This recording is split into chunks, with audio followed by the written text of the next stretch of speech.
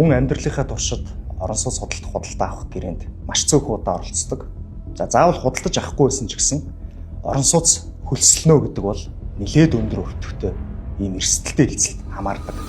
Тухайлх юм бол зөвхөн 2025 оны байдлыг харахад л үйл хөдлөх хөрөнгөтэй холбоотой зайлах гэмтэргийн гаралт 1000 гаруй байна. Учирсан охирлын үед 120 гаруй тэрбум байна. Гэтэл төлөгдсөн байдал нь бол 50 тэрбум орчим. Үүнээс юу гарч болох вэ гэхээр энэ төрлийн харилцаа бол маш өндөр эрсдэлтэй гэдгийг харж болно.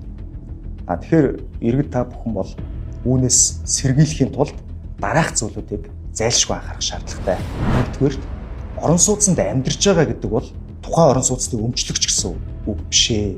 Та одоо орон сууцнд амьдарч эхэлснээрээ тухайн орон сууцны өмчлөх эрх тань дээр үүсэхгүй. Яагаад тэгэхээр орон сууц өөрөө үйл хөдлөх хөрөнгө учраас заавал бүртгэлийн байгууллагад бүртгэгдэж байж таны нэр дээр гэрчлэгээ гарна.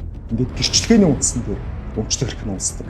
Ийм онцгой эд хөрөнгө байгаа. Нөгөө тэгвэр гэрээ байгууллаа гэд бас орон сууц таны өмч болчихгүй. Гэрээ маань өөрөө нотариатаар гэрчлэгдээд зайлшгүй улсын бүртгэлийн байгууллагад мөн л бүртгэгдэж адил процедураар өмчлөх эрх танд үүснэ.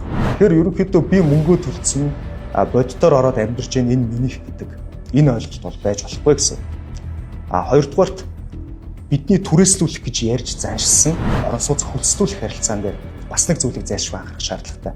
Мөн л адил та одоо энэ ном шиг жишээ нь одоо би энэ номыг барьж байгаагаараа энэ номны өмчлөгч нь би өөрөө гэж хиндж ойлгох боломжтой байдаг бол үйл хөдлөх хөрөнгөний хувьд заавал бүртгэлийг нарах шаардлагатай байдаг. Ийм болохоор хоногийн түрээс хоногийн одоо орон сууц хөлслөх гэх мэт ийм зар их явж байна.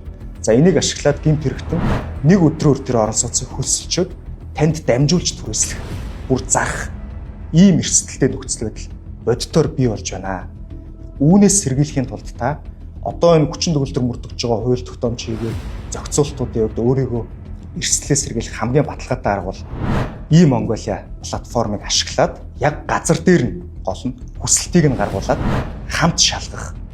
Энэ арга л одоо хамгийн чухал байгаа. Бусдаар бол үйл хөдлөх хөрөнгийн гэрчлэгээ, за эсвэл энэ лавлгааг мөн одоо Photoshop гэдэг ч юм уу програм ашиглаад хуурамчаар үлдэх боломжтой болохоор та яг энэ платформыг газар дээр нь хүсэлт илгээгээд энэ лавлгааг нүдэрээ харж шалгаснаар уг гэмтэргийн тохирж болох эрсдлээс найдвартай хамгаалагдах юм аа.